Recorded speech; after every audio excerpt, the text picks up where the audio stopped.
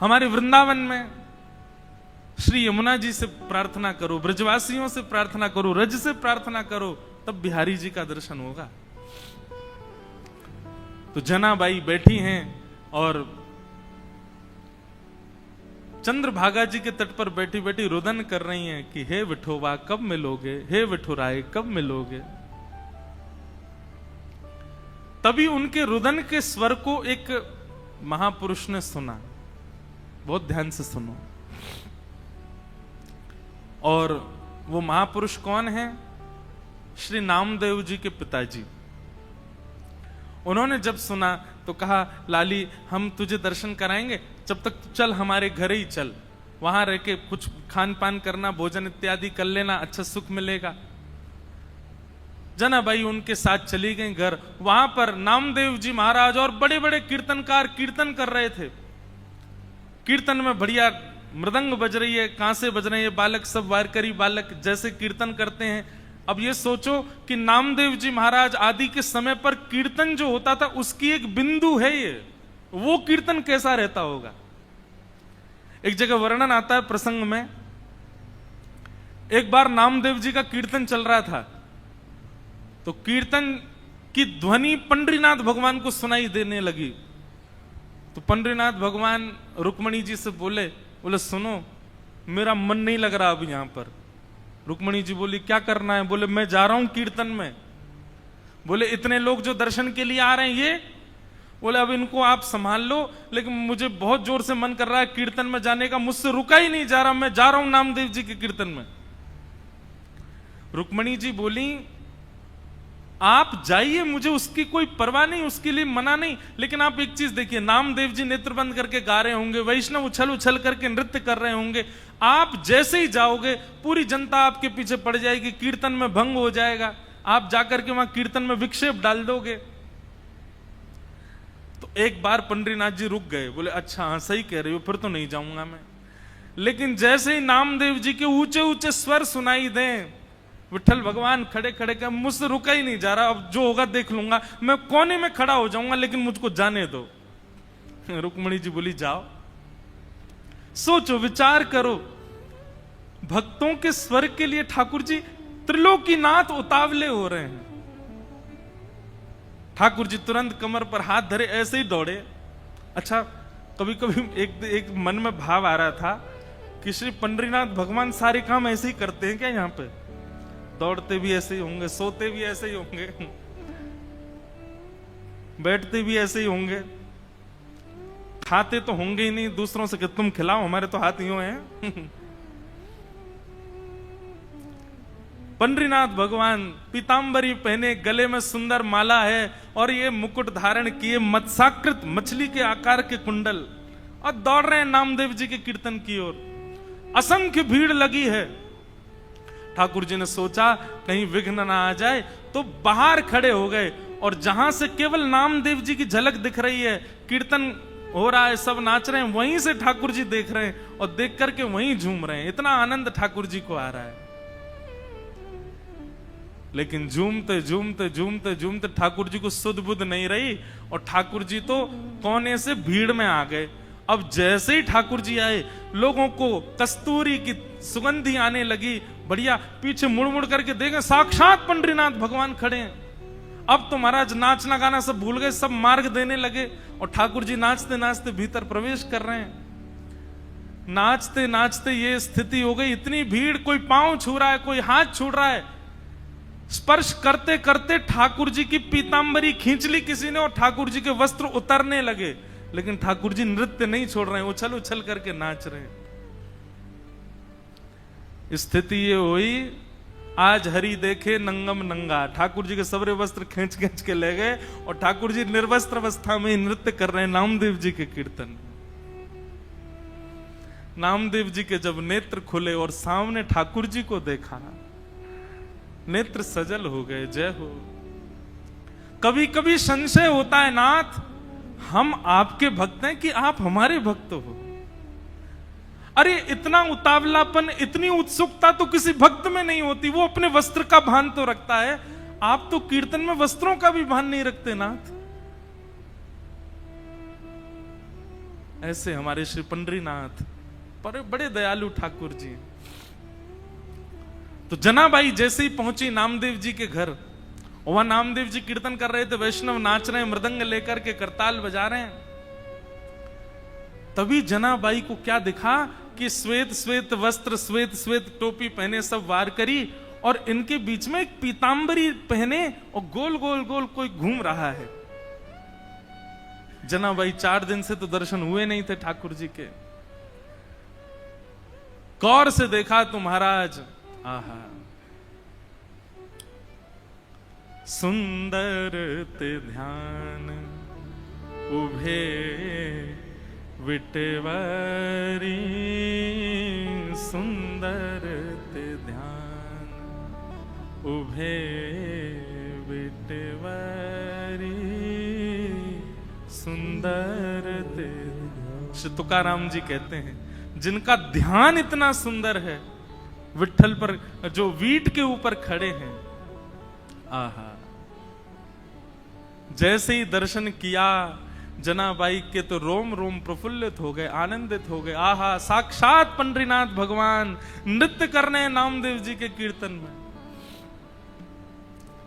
जनाबाई तो वहीं बैठ गई। अब तो तुकाराम जी के नामदेव जी के पिताजी ने सबको बोला, ये लाली यहीं रहेगी हमारे घर पर, और यहीं इसका खान पान, कोई इसको कुछ नहीं बोलेगा, ये जैसे चाहे वैसे रह सकती है। जनाबाई छोटी सी हैं, पूरे दिन केवल उनको एक ही प्रतीक्षा रहती थी, कब कीर्तन हो, कब विट्ठल आएंगे, मैं उनका दर्शन करूंगी। और किसी को दर्शन नहीं होते, जनाबाई को होते थे। नामदेव जी कीर्तन करते और जैसे ही विट्ठल आते, नामदेव जी जनाबाई उछलने लग जाती, विठोबा आ गए, विठोबा आ गए। सब जनाबाई को देखते, छोटी बालिका है ऐसा सोच करके अनसुना कर देते, लेकिन उनको तो प्रत्यक्ष दिखते थे ठाकुर जी। सब लोग दर्शन करने के लिए जाते थे, जनाबाई को कहते थे तुम चलो साथ में। जनाबाई कहती मुझे मंदिर जाने की जरूरत नहीं है। क्यों? बोले शाम को कीर्तन होता है ना, विट्ठल यहीं आते हैं, मैं यहीं देख लेती हूं उनको।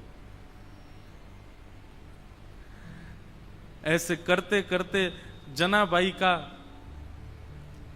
प्रेम और एक जैसे मित्रता संबंध हो गया श्री ठाकुर जी के साथ में। पूरे दिन सेवा करती, और सेवा करने के बाद शाम को बैठ करके ठाकुर जी का चिंतन करती, ठाकुर जी के लिए प्रसाद क्या बनाना है, क्या सिद्ध करना है, सब विचार करती जनाबाई। ठाकुर जी इतने भाव से बुलाती ठाकुर जी को, ठाकुर जी आते थे उनके पास। एक दिन की बात, नामदेव जी ने ऐसा सुंदर कीर्तन किया कि ठाकुर जी और दिन से ज्यादा अधिक नृत्य किए उस दिन। इतना नृत्य किया कि जनाबाई जैसे ही कीर्तन पूर्ण हुआ, जनाबाई रोने लगी। कोने में बैठे बैठी रो रही थी। सब लोग सोचने लगे क्या हो गया, पता नहीं छोटी सी बालिका रो रही है। नामदेव जी के पिताजी ने जाकर के कहा, बोले हे जनाबाई तुम रो क्यों रही हो?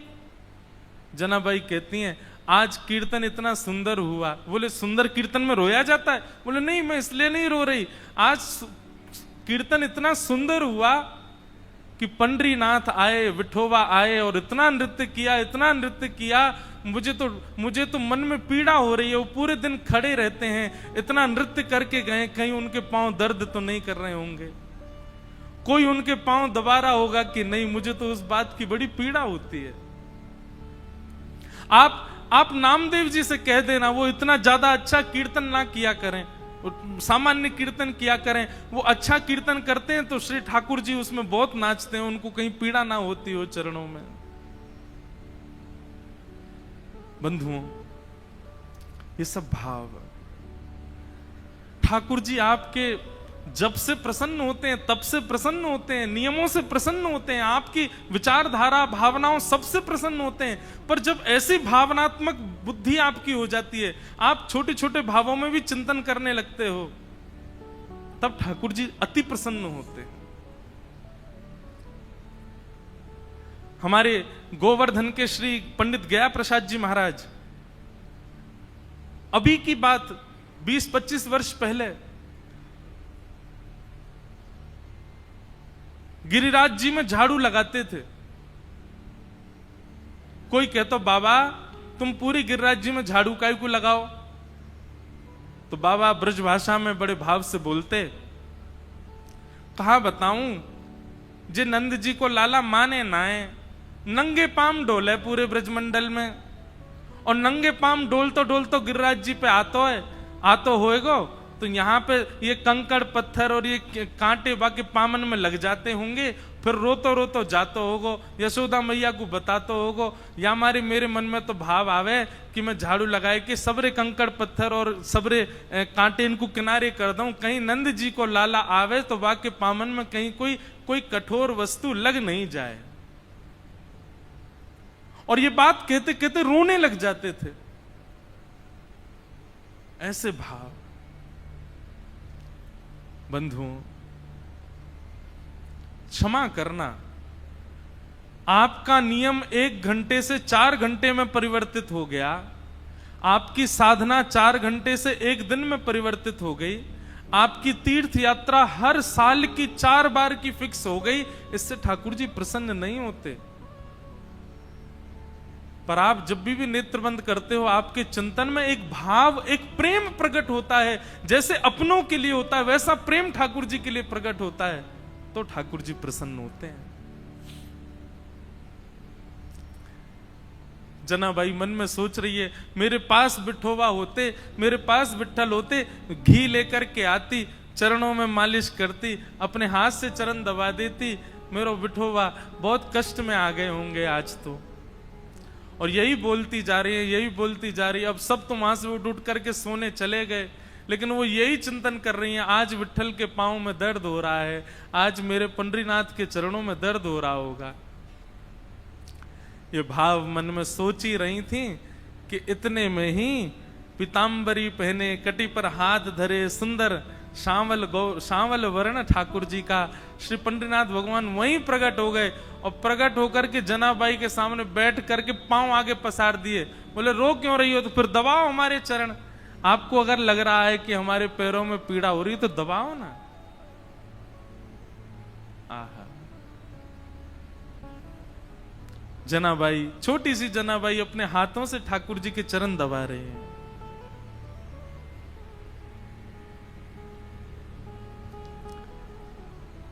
चरण दबाती जा रही हैं और मुखमंडल के रूप को देखती जा रही हैं, कैसा स्वरूप है श्री ठाकुर जी का।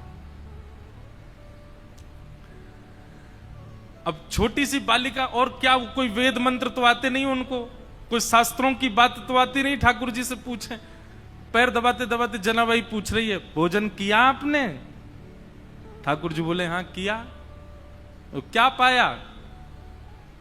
बता दिया जो भी बनता है। अब मंदिर में जो भी बनता, मुझे तो पता नहीं क्या बनाते हैं, मंदिर में जो भी बनता ठाकुर जी बताए, बोले इसकी सब्जी बनी थी, जे चावल बने थे, रोटी बनी थी और पूरन पोली बनी थी, और यही बनती महाराष्ट्र में। और क्या बनता है? पूरन पोली है। और क्या बनता है? अब हमको कोई बना के खिला ही नहीं रहा तो हमको पता कैसे चले। हम तो अपने महाराज संग लेके आए, बेचारे वो रोज दाल चावल रोटी सब्जी बना देते, वही पाले रहे हैं। ठाकुर जी ने बताया, बोले पूरन पोली बनी, ये सब्जी बनी, चावल बने, ये सब पाया मैंने। जनाबाई पैर दबाते दबाते, अच्छा कल क्या पाया था? ठाकुर जी बोले यही पाया था। बोले जो आज पाया वही कल पाया? बोले हाँ यही पाया था। अच्छा तो परसों क्या पाया? ठाकुर जी बोले परसों भी यही पाया था। और 4 दिन पहले क्या पाया था? ठाकुर जी बोले यही बनता है, ये लोग मुझको यही देते हैं और कुछ नहीं देते, इनका फिक्स है, ये वही बनाते हैं वही खिलाते हैं मेरे को। इनका मंदिरों में नियम थोड़ी बदलता है, जो सब्जी है, जो दाल है, जो वही बनता है, रोज वही खिलाते ठाकुर जी को। जनाबाई बोली आप रोज रोज एक ही भाव खाते हो, मन नहीं भरता आपका? ठाकुर जी बोले भरता तो है, पर ठीक है कोई बात नहीं, भाव से बनाते हैं तो पाता हूं। जनाबाई बोली मैं कुछ नया बना के पवाऊं तो? ठाकुर जी बोले तुम बनाओगी? बोले अभी बना के लाऊं, आप बस बैठो मैं लेके आती हूं। जनाबाई रात में ही गई महाराज, सुंदर रसोई सिद्ध करी, सुंदर नए नए पकवान बनाए, नई नई सामग्री बनाई और सामग्री बना के थाल में सजा। आधी रात सब सोए हैं पंढरपुर में, और वहां गोपालपुर के ऊपर के स्थान आज हम गए थे तो वहीं के चिंतन आ रहा है। वहां ठाकुर जी बैठे हैं, ठंडी ठंडी हवा चल रही है, और जनाबाई ने लाके थाली सामने रख दी। ठाकुर जी को कहा पाओ। ठाकुर जी पा रहे हैं प्रेम से, और बड़ा सिर हिला हिला करके चटकारे मार मार करके पा रहे हैं। बोले आहा आज तो नया नया भोजन मिला है। हाँ जनाबाई तेने तो आज आनंद कर दिया, इतना सुंदर भोजन बनाया। बीच बीच में ठाकुर जी इतनी जल्दी खाते हैं कि अपने वस्त्रों पर गिरा देते हैं। तो जनाबाई कहती है अरे आराम से खाओ, कहां जाना है? बोले तुमको क्या पता, अभी 3:30 बजे मंगला आरती होनी है, मुझे पहुंचना है अभी वहां पर। ठाकुर जी प्रेम से पा रहे हैं। बीच बीच में जनाबाई का इच्छा होती, मन होती है कि मैं खिला दूं एक ग्रास, लेकिन अभी भय लग रहा है मन में कि कहीं मैंने कहीं हाथ बढ़ा दिया तो कहीं ठाकुर जी नाराज तो नहीं हो जाएंगे। ठाकुर जी ने प्रसाद पाया, बोले जनाबाई कल फिर आऊंगा, बढ़िया बना के रखना कुछ अच्छा, फिर पाऊंगा कल, अभी जाता हूं। हाँ मंगला की समय हो गई। ठाकुर जी दौड़े आए सीधे, महाराज घंटे घड़ियाल बजने लगे और मंगला आरती शुरू। 3:30-4 बजे से ही ठाकुर जी का अभिषेक होने लगा। 1 दिन 2 दिन 3 दिन 4 दिन 5 दिन बीत गए। रोज ठाकुर जी रात में चले जाते हैं और प्रसाद पाके आते हैं। रुक्मणी जी आई एक दिन मंदिर में, और यहां बस शयन की तैयारी हो रही थी। रुक्मणी जी आकर के बोली, वो भी ऐसी खड़ी हैं, ऐसी बोली होंगी, कहां जाते हो आप रात को? ये इतनी रात को कहां जाते हो आप, सही सही बताना। ठाकुर जी बोले गोपालपुर जाता हूं, वहां पर एक मेरी भक्त है जनाबाई, ये मंदिर में तो रोज एक सा ही बना देते हैं, वहां पे बड़ा नया नया बनाती है, वो खाने में बहुत सुख मिलता है, वहां जाता हूं भोजन करने। रुक्मणी जी बोली अच्छा, इतना अच्छा भोजन बनता है कि रोज जाते हो? बोले हाँ, वो बड़े भाव से बनाती है। रुक्मणी जी बोली हमको भी ले चलो, हमको भी खिला लाओ। ठाकुर जी बोले लेके चलूंगा, लेकिन खिलाऊंगा नहीं, खाऊंगा तो अकेला मैं। वो छोटी सी है, छोटे छोटे उसके हाथ हैं, वो छोटे छोटे हाथ से थोड़ी सी दाल बनाती है, थोड़ी सी सब्जी बनाती है, एक ही पूरन पूली बना पाती है बेचारी। और तुम चलोगी, तुम्हारा भी पेट मेरा भी पेट, उसको बहुत श्रम हो जाएगा, उसको इतना नहीं बनवाना भोजन। चलो साथ में, लेकिन दूर खड़ी रहना, देखती रहना, और बीच में भी मत आना, वो सहजता उसकी खत्म हो जाएगी, वो तुमको देख के फिर बनावटी बात करेगी। रुक्मणी जी बोली ले चलो, कुछ खिलाना नहीं, नहीं आऊंगी बीच में, लेकिन ले तो चलो, मैं भी तो देखूं ऐसा क्या, ऐसा उसका क्या भाग्य कि पंडरीनाथ रात में जाते हैं। रुक्मणी जी गई हैं, दूर खड़ी देख रही हैं, जनाबाई थाल लेकर के आई है। ठाकुर जी प्रेम से पा रहे हैं। ठाकुर जी पाते, आज ही जनाबाई के मन में आया, बोले आज तो मैं अपने हाथ से खिला के मानूंगी, रोज तो ये मैं डर के मारे नहीं खिला पाती। ठाकुर जी जिम रहे थे बढ़िया प्रेम से, और चटकारे अपनी उंगलियां चाट चाट करके, बढ़िया आहा बहुत अच्छा बना है। दूर खड़ी रुक्मणी जी के नेत्र सजल हो रहे हैं, ये सौभाग्य तो मुझे भी नहीं मिला कभी, जैसा सौभाग्य जनाबाई को दे रहे हैं। बीच में जनाबाई के मन में भाव आया आज तो मुझे खिलाना ही है, तभी एक सामग्री उठाकर जनाबाई कहती बिठोबा ये तो पाओ, और ऐसे खाने में तल्लीन थे ठाकुर जी। ठाकुर जी ने भी विचार नहीं किया, ठाकुर जी ने भी मुख खोल दिया, हाँ खिलाओ। और जनाबाई ने जैसे ही अपना मुख अपने हस्त कमल से सामग्री ठाकुर जी के मुख में दी है, जनाबाई का हाथ वहीं रुक गया, ठाकुर जी का मुख वहीं रुक गया, दोनों के नेत्र सजल। और दूर खड़ी रुक्मणी जी भी कह रहे हैं धन्य है जनाबाई, धन्य है, इनका सौभाग्य देखो, ठाकुर जी साक्षात इनके हाथों से पा रहे हैं।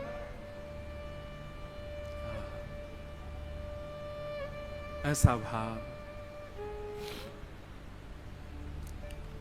रुक्मणी जी नतमस्तक हो गई, मन में विचार करने लगी कि मैं भी जनाबाई से मित्रता कर लूं, इनके बहाने मुझे भी ये सुख मिल जाया करेगा। जो सुख लक्ष्मी जी को भी नहीं है वो जनाबाई को दे रहे हैं ठाकुर जी।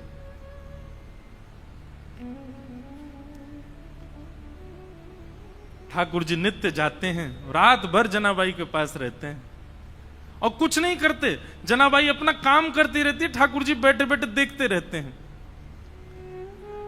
बंधुओं, भक्ति जब अपनी स्थिति में आएगी, जैसे मैंने आज प्रारंभ में कहा ना, एक माइलस्टोन, एक बात याद रखिएगा, आपका नाम जप, आपकी साधना, आपका कथा श्रवण, आपका नित्य भगवत स्मरण, उसमें एक बहुत विशेष माइलस्टोन जो आएगा वो ये कि एक दिन आप अपने भावों को शब्द में परिवर्तित करके गाने लग जाओगे।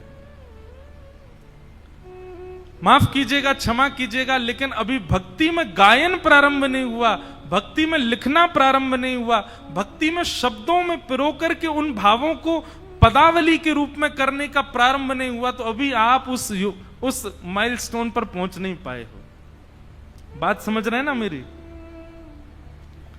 आपके भक्ति भाव शब्द में परिवर्तित होने लग जाएं, आपका मन हो मैं लिखूं, मैं गाऊं, मैं सुनाऊं, तब समझो कि हां अब एक सीमा पर आप पहुंच गए हो, ठाकुर जी के समीप बस पहुंचने ही वाले हो। हम एक बात कथा में कहते हैं, जिसने भी पाया गा करके ही पाया, बिना गाए किसी ने नहीं पाया।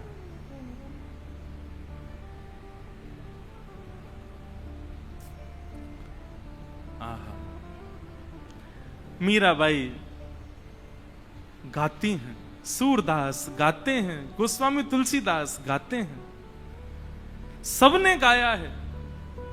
आपका भजन, आपकी साधना जब तक गायन में परिवर्तित ना हो, समझना अभी ठाकुर जी दूर हैं आपसे। प्रयास किया करो, उल्टा सीधा ही लिखा करो, लेकिन अपने भावों को पद में लिखने का। कल हम वृंदावन रसामृत पद गा रहे थे, कोई अपनी योग्यता नहीं बता रहा हूं मैं, क्षमा करना, मैं हूं भी नहीं इस लायक, पर पद गाते गाते अंतिम पंक्ति लिखी हमने ठाकुर जी के लिए, श्री पंडरीनाथ। और ये हर बार ही ऐसा होता है, जगन्नाथपुरी गए तो वहां पर भी भल भद्र सुभद्रा संग विराजे ब्रज के नाथ, रथ आरूढ़ भये नंद नंदन, कहलाए जगत के नाथ, वृंदावन प्यारो वृंदावन। द्वारिका में कथा हुई तो वहां के भाव आ गए। वहां का भाव क्या था? विप्रधेनु संतन के कारण, रण छोड़ो ब्रजनाथ। क्यों रण छोड़ करके गए ठाकुर जी? क्योंकि जरासंध जो था वो ब्राह्मणों की सेना लेकर के आ गया था, ब्राह्मणों को अनुष्ठान पर बैठा करके आया। ठाकुर जी ने मन में विचार किया, 17 बार तो हरा दिया इसको, लेकिन अब की बार हराया तो ब्राह्मणों का जो अनुष्ठान है वो निष्फल हो जाएगा, ये ब्राह्मणों का वध कर देगा। तो ब्राह्मणों की रक्षा के लिए विप्रधेनु संतन के कारण, रण छोड़ो ब्रजनाथ। गोमती तट द्वारवती पधारे, द्वारिका का शास्त्रीय नाम द्वारावती है। क्या है? गोमती तट द्वारवती पधारे, गोमती तट द्वारवती पधारे, कहलाए द्वारिका नाथ, वृंदावन प्यारो वृंदावन। अब कल पंढरपुर आए तो पंढरपुर आकर के नया भाव आया। क्या? पुंडलीक की सेवा भाव सो, रीझे रुक्मणी नाथ। पुंडलीक की सेवा भाव सो, रीझे रुक्मणी नाथ। निज कर दिए कमर पर ठाड़े, निज कर किए कमर पर ठाड़े, कहलाए विठल नाथ, वृंदावन प्यारो वृंदावन। ये बात हम क्यों कह रहे हैं? आप कि भक्ति जिस दिन शब्दों में परिवर्तित हो जाए, जिस दिन गायन में परिवर्तित होता है, जिस दिन भावों में परिवर्तित हो जाए, समझ जाना अब ठाकुर जी मिलने का मन बना चुके हैं आपसे। जनाबाई की यही स्थिति हो गई है। पूरे दिन तो नामदेव जी के घर में सब काम करती हैं, झाड़ू पोंछा बर्तन खान पान सबकी सेवा करती हैं, और रात्रि में चक्की पीसती हैं। और चक्की की जो घर घर घर आवाज आती है, उस घर घर घर आवाज को ही ताल बना करके जनाबाई पद गाती हैं। पद, अब मुझे जनाबाई का कोई पद याद नहीं, मैं पंढरपुर में इसीलिए पीछे रह जाता हूं, मुझे यहाँ के भाषा का दिक्कत हो जाती है। मराठी भाषा है, और कैसे गाऊं, भाव जब तक समझ नहीं आए। आज 2 बालिकाएं हैं, वो इतना सुंदर गाती हैं, रोज ठाकुर जी को आके सुनाती हैं। अब मैं उनसे सुनता तो हूं, फिर मैं पूछता हूं इसका अर्थ क्या है, फिर अर्थ सोच करके सोचता हूं अब मैं गाऊंगा, लेकिन वो शब्द मुझे नहीं बैठ पाते बढ़िया से जुबान पे। तो जनाबाई पद गा रही थी आज, और महाराज ध्यान से सुनिएगा सब लोग, जनाबाई पद गा रही थी और इतने में ठाकुर जी आ गए। और ठाकुर जी आकर के मानो पीछे खंबे से टेक लगा करके और नेत्र बंद करके बड़े भाव से सुन रहे हैं जनाबाई के भाव।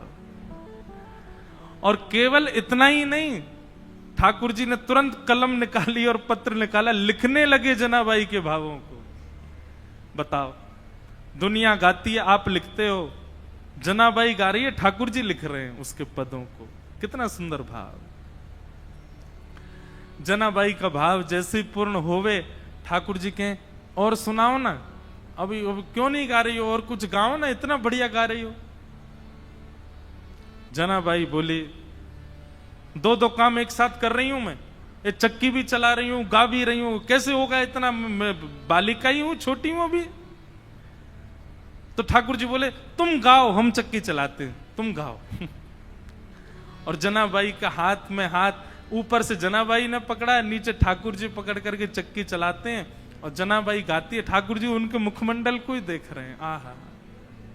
एक बात कहूं बंधुओं, भक्ति का मतलब क्या है? प्रारंभ हो तो आप ठाकुर जी के पीछे पड़े रहो, लेकिन स्थिति ऐसी आवे एक दिन कि ठाकुर जी आपके पीछे पड़े रहे। ये समझो भक्ति है। आप ही उनके पीछे पड़े हो और वो उनको कोई फर्क नहीं पड़ रहा है, तो फिर ये भक्ति नहीं है, ये समझो एक तरफा प्रेम है आपका। स्थिति ऐसी हो जाए महाराज कि ठाकुर जी आपके बगैर नहीं रह पाए, ठाकुर जी को आपके बिना राजी नहीं हो, ठाकुर जी को आपके बिना व्याकुलता हो जाए, ठाकुर जी को जब तक आपकी थाली, अब कितने भी भक्तों को देखो, वहां कर्मा बाई बिना नहाए धोए खिचड़ी बनाती है, ठाकुर जी दौड़ करके आते हैं उनकी खिचड़ी पाने। भक्ति का मूल रूप यही है कि आप ठाकुर जी का भजन करो, लेकिन एक स्थिति ऐसी आवे कि मेरा सुमिरन हरि करे, मेरी स्मृति ठाकुर जी कर रहे हैं, मेरे स्मरण में ठाकुर जी हैं।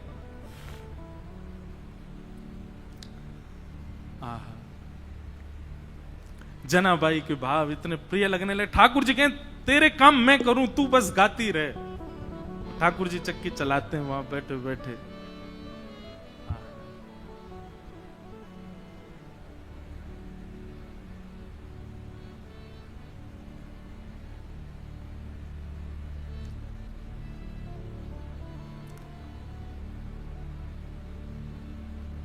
एक दिन जनाबाई बोली, ठाकुर जी आप चक्की चलाते हो, पर आप इतने आभूषण पहन के रखते हो कि कोई आभूषण आपके कभी टूट जाए, कोई आभूषण आपकी चक्की से टकराते रहते हैं, इतनी आवाज होती है, मुझे तो भय लगता है कोई रात में आ ना जाए। ठाकुर जी बोले हम आभूषण उतार देते हैं। तो ठाकुर जी ने अपने सारे आभूषण उतार करके रख दिए और लिए चक्की पीसने लगे। आज जनाबाई ने ऐसा भाव गाया, ऐसा भाव गाया कि ठाकुर जी उसमें इतने निमग्न हो गए कि इतने में ही मंदिर से घंटे घड़ियालों की आवाज आने लगी। ठाकुर जी के मंगला का समय हो गया। ठाकुर जी तो व्याकुल हो गए। बोले अभी भागना पड़ेगा, दौड़ना पड़ेगा, मंदिर में नहीं मिला तो महाराज बड़ा दिक्कत हो जाएगी, सब जगह ढूंढेंगे और मैं कहीं आता हुआ दिखा तो सब समझ जाएंगे मैं चलता फिरता बोलता हूं, पूरी दुनिया पकड़ लेगी मुझे, कैसे जाऊं। तो जनाबाई की एक काली सौल थी,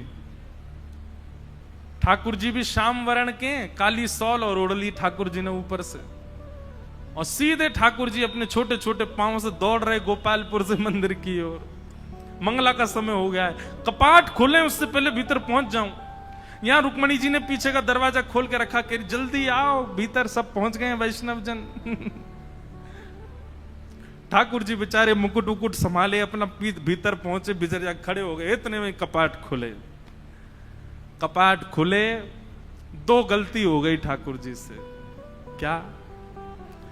अपने आभूषण भूल आए जनाबाई के यहां, और जनाबाई की सौल पहन के खड़े हो गए वहां पे। जैसे ही कपाट खुले, पुजारी बोले हैं ये आभूषण कहां गए, और ये पुरानी सी काली सी सौल किसकी ओढ़ रखी है। अब तो पहले कपाट खुलते हैं तो आदमी और नेत्र गाड़ करके देखते हैं ठाकुर जी को। सुबह सुबह सबके अपलक नेत्रों से सब ठाकुर जी को देख रहे हैं, और ठाकुर जी के मुख पर संकोच दिखाई दे रहा है। बोले आज तो पकड़े गए हम। इतने में ही पीछे खड़े नामदेव जी की दृष्टि पड़ी, और नामदेव जी बोले ये सौल तो कहीं देखी देखी लग रही है। और नामदेव जी के घर में ही रहती जनाबाई, उनके यहां काम कर रही हैं बेचारी, सब झाड़ू पोंछा बर्तन सब करती जनाबाई।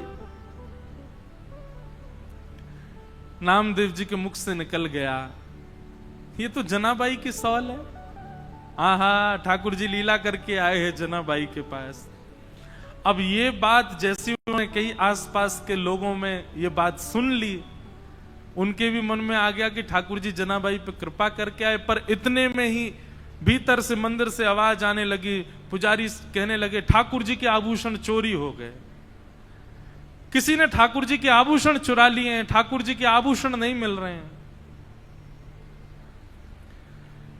देखो मानव कितना विचित्र है।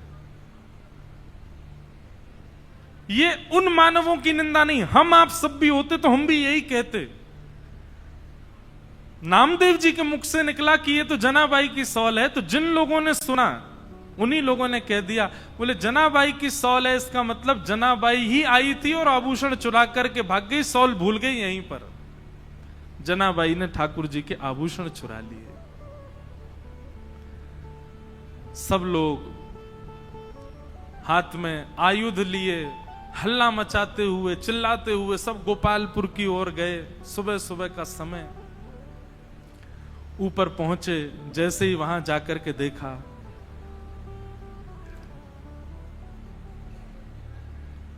जनाबाई कहां है, बाहर आओ। जनाबाई निकल करके आई, क्या बात है, क्यों चिल्ला रहे हैं आप लोग? बोले तुमने ठाकुर जी के आभूषण चुराए। जनाबाई बोली मैं क्यों चुराऊंगी आभूषण? बोले तलाशी दिलाओ। जैसे ही जनाबाई के स्थान को देखने लगे, वहीं ठाकुर जी के आभूषण मिल गए। बंधुओं, ठाकुर जी की लीला में सब सुखद सुखद ही होता है, सब अच्छा ही अच्छा होता है, ऐसा नहीं है। ठाकुर जी कब, कहां, क्या, किस भाव से लीला कर रहे हैं ये कोई नहीं जानता। और ठाकुर जी को जब अति विशेष लीला करनी होती है ना, तो ऐसा ही कोई कष्ट हमारे लिए कष्ट है, पर जिसके साथ होता उसके लिए वो कष्ट नहीं है। ऐसी कोई भावना प्रकट। जैसे ही आभूषण मिले सबको, जनाबाई को पकड़ लिया सबने, बहुत अशब्द सब उच्चारण करने लगे। आभूषण चुरा लिए ठाकुर जी के। अरे नामदेव जी, आपने किसको अपने घर में आश्रय दे रखा है? और आदि आदि सब चिल्लाने लगे। जनाबाई तो मौन हो गई, और मैं क्या बोलूं इन सबको। यदि ये बात बताऊं कि रात्रि में ठाकुर जी मेरे यहां आए हैं, तो ये नहीं मानेंगे। ठाकुर जी लीला करके गए, ये सब कोई स्वीकार नहीं करेंगे। जनाबाई ने एक दो बार थोड़ा सा हट तो किया, लेकिन किसी ने नहीं माना। और सबने मिलकर के एक योजना बनाई। मैया अभी बैठो, अभी कथा चल रही है, हाँ अभी विराज, कथा के बीच में नहीं, हाँ मिलेंगे हम आपसे। विचार करने लगे क्या करें। सबने मिलकर के कहा कि दंड दो। और दंड क्या है? बोले मृत्यु दंड दो।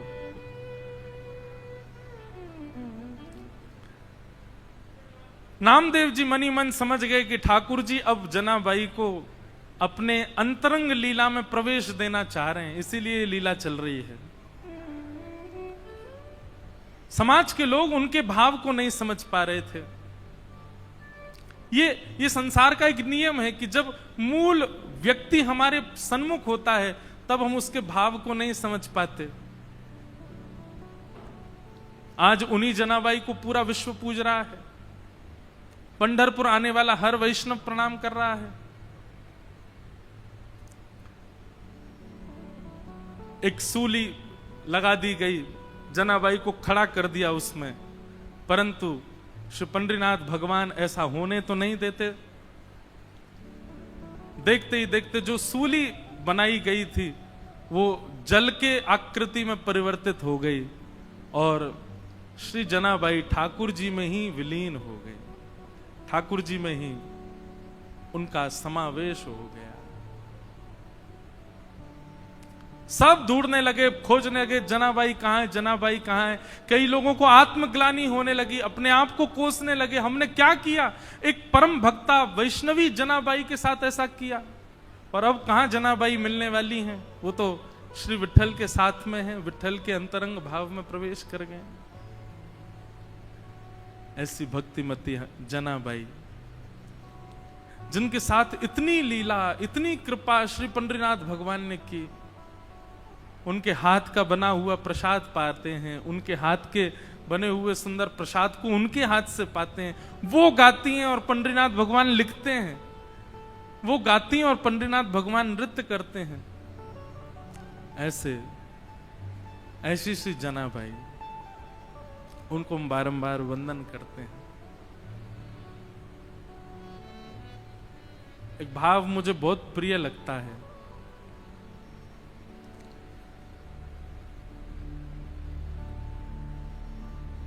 श्याम सुंदर सदा हमको प्यारे रहें, हम उन्हीं के रहें, वो हमारे रहें। श्याम सुंदर सदा हमको प्यारे रहें, हम उन्हीं के रहें, वो हमारे। दो कथाओं का प्रकथन पढ़ने में आया।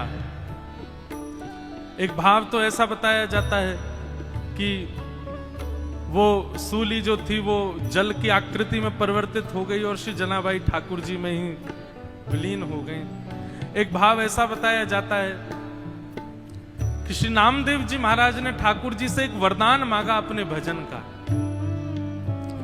बहुत ध्यान से सुनिएगा। अपने जीवन भर के भजन का एक वरदान मांगा ठाकुर जी से। पंडरीनाथ भगवान बोले मांगो क्या चाहिए।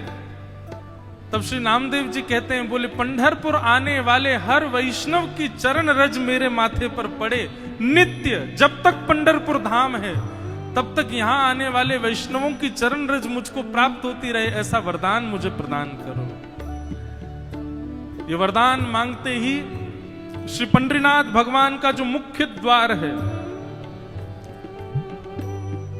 जहां से अभी सबका प्रवेश तो अभी निषेध है, सब घूम के जाते हैं, पर दर्शन अभी भी होता है, आप लोग सब कीजिएगा।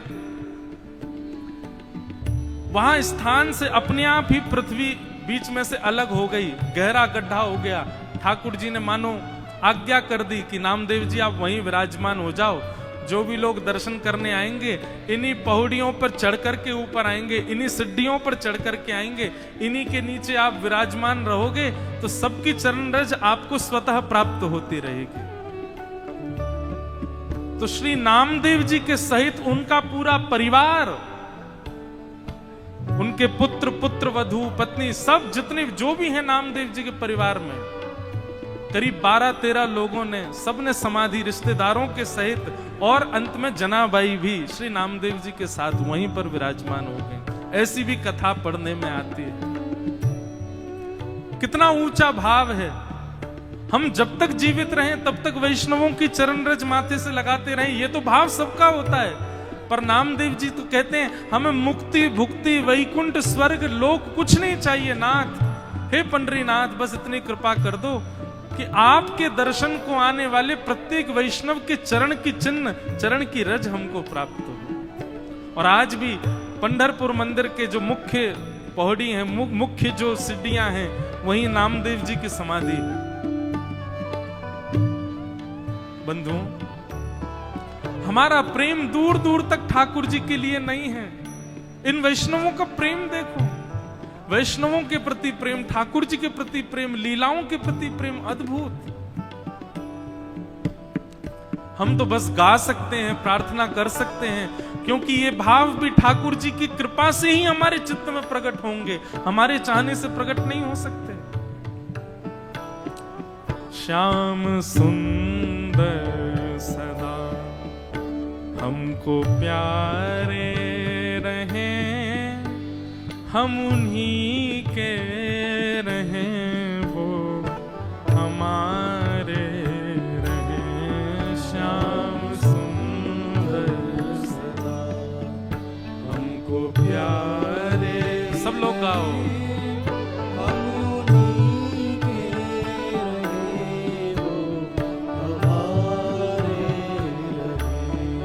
श्याम सुंदर सदा हमको प्यारे रहें, हम उन्हीं के रहें, वो हमारे रहें। श्याम सुंदर सदा हमको, पंडरीनाथ भगवान का स्मरण करते हुए गाओ।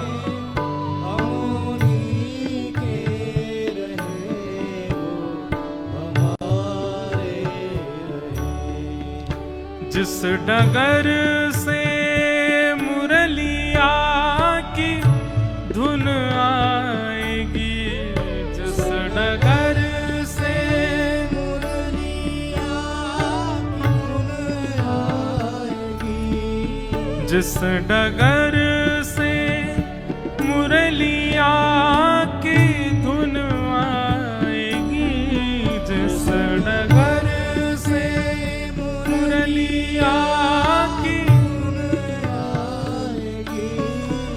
उस डगर पे उमरिया ये कट जाएगी, उस डगर पे उमरिया ये कट जाएगी, उस डगर पे उमरिया ये कट जाएगी, उस डगर पे उमरिया ये कट जाएगी। हे उस डगर पे उमरिया ये कट जाएगी, उस डगर पे उमरिया ये कट जाएगी।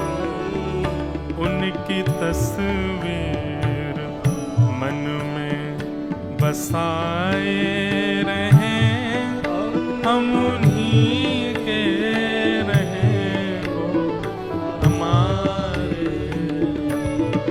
श्याम सुंदर सदा हमको प्यारे रहें, हम उन्हीं के रहें, वो हमारे।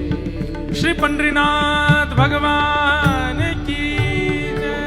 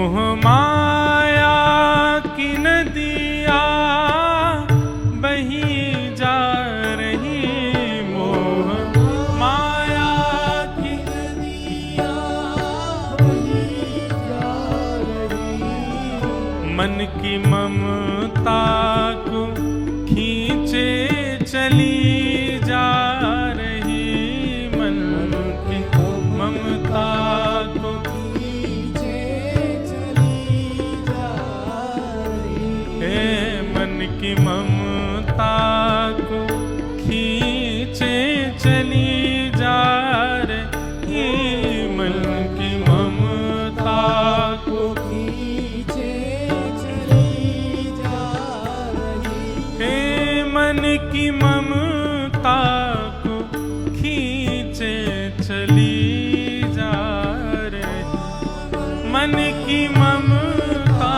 को खींचे चली जा रही।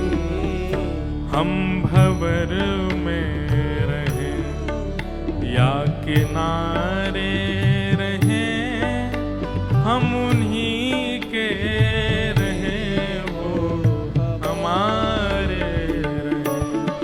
श्याम सुंदर सदा हमको प्यारे रहे, हम उन्हीं के रहे, वो हमारे रहे।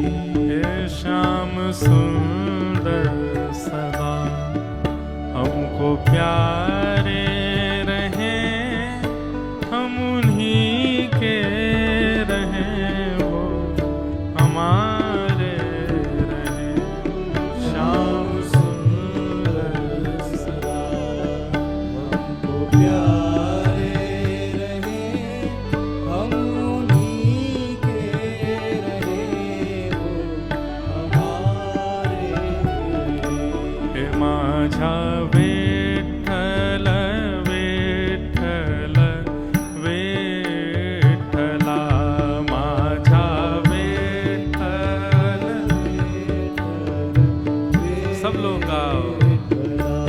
माझा विठ्ठल विठ्ठल विठ्ठला, माझा विठ्ठल विठ्ठल,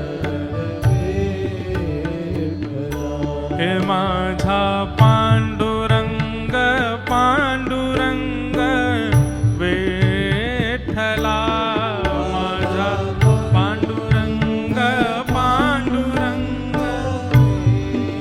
विठ्ठला, माझा पांडुरंग पांडुरंग विठ्ठला, माझा पांडुरंग पांडुरंग विठ्ठला,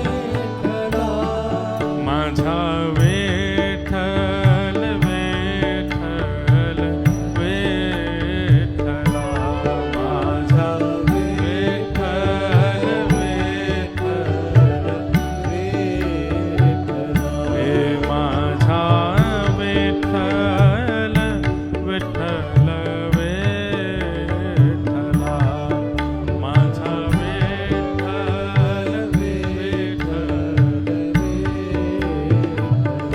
हे माझा विठ्ठल विठ्ठल विठ्ठला, माझा विठ्ठल विठ्ठल।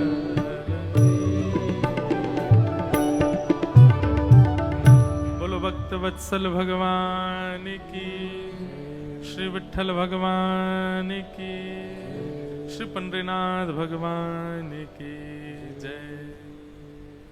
ऐसे भक्तराज भक्त राजों की भूमि है। बंधुओं, जैसे हमारे वृंदावन की रज पूजनीय है ना, पंढरपुर की रज भी आप अपने माथे से नित्य लगा। यहाँ इतने भक्त आए, इतने वैष्णव आए, सारे संप्रदायाचार्य आए। हमारे श्री रामानुज स्वामी जी महाराज, आद्य गुरु शंकराचार्य, श्री चैतन्य महाप्रभु, सबने इस भूमि पर आकर के भजन किया है। ये सामान्य भूमि नहीं है, ये महाराष्ट्र का वृंदावन है पंढरपुर। ये सत्य बात है। दक्षिण का वृंदावन, दक्षिण आ जाता है ना थोड़ा, वृंदावन है। ऐसे वृंदावन को बारंबार प्रणाम। बस एक ही अंतर है यहाँ के और हमारे वृंदावन में। हमारे यहाँ ब्रजभाषा बोलते हैं, यहाँ पर मराठी बोलते हैं। हमारे यहाँ ठाकुर जी माखन खाते हैं, यहाँ पर क्या करते हैं? काला, गोपाल काला। गोपाल काला, कितना सुंदर भाव है। हमने एक माता जी को सेवा दी है, कल हमारे ठाकुर जी का भी गोपाल काला करो। अब यहां तो जैसे हमारे यहां छाक लीला, ऐसे यहां ठाकुर जी की गोपाल काला। सब में बांट करके ठाकुर जी बढ़िया, खीर तो नहीं बोले, क्या बोलते हैं उसको? उसको काला ही बोलते हैं, काला ही बोलते हैं। हमारे यहां मक्खन गोरा, यहां पे काला। वो होता काला नहीं है, उसको नाम दिया काला। महाराज वो काला जब होता है तो कहते हैं देवता भी लाइन में खड़े होते हैं कि हमको भी प्रसाद मिले। ठाकुर जी नहीं देते, बोले देवताओं को दो चीज दुर्लभ है, एक तो पंढरपुर का गोपाल काला, दूसरा भागवत की कथा। श्रीमद् भागवती वार्ता सुना नाम अपनी दुर्लभम। देवताओं को दुर्लभ है भागवत की कथा। तो सब देवता ब्रह्मा जी के पास गए, बोले ठाकुर जी गोपाल काला कर रहे हैं। अब ऐसे बोलते हैं गोपाल काला कर रहे हैं तो ऐसा लगता है सबके मुंह पे काली पोत रहे हैं क्या, लेकिन ठाकुर जी वो प्रसाद बांट रहे हैं सब में। ब्रह्मा जी से जाके कहा, बोले कि हमको भी चाहिए प्रसाद। ठाकुर जी ने अपने हाथ से सुंदर भाव निर्मित किया है। ब्रह्मा जी बोले ऐसे तो नहीं देंगे, सुनो चंद्रभागा जी में मछली बन के आ जाओ सबरे, हाथ धोने जाएंगे ना तो थोड़ा बहुत अंश मिलेगा, वो ही पालेंगे। सबरे देवता मछली बन करके आ गए। जैसे ही ठाकुर जी ने अपना हाथ बोरना चाहा धोने के लिए, सो ही ठाकुर जी को दिख गया 4 मुंह वाली मछली। बोले ये तो ब्रह्मा है। तभी ठाकुर जी को इंद्र चंद्र सब दिखने लगे नीचे। ठाकुर जी ने जिन जिन को काला खिलाया था सबसे बोले कोई भी हाथ धोना नहीं, जो हाथ में लगा सब चाट जाओ, देवताओं को देना ही नहीं है, ये देवताओं के लिए दुर्लभ है। अच्छा, देवताओं को दुर्लभ है, मतलब क्या है इस बात का? ठाकुर जी प्रेम का प्रसाद सबको नहीं देते। ठाकुर जी प्रेम का अंश सबको नहीं देते। आप कितने भी ज्ञानी हो जाओ, धनी हो जाओ, साक्षात देवता बन जाओ, प्रेम का भाव आपके अंश में नहीं आएगा। और क्षमा करना, प्रेम का भाव जिसके अंश में ठाकुर जी देंगे ना, वो लक्ष्मी नहीं रखेगी उसके पास, सांसारिक सुख नहीं रहेगा उसके पास, सब छीन लेते हैं ठाकुर जी।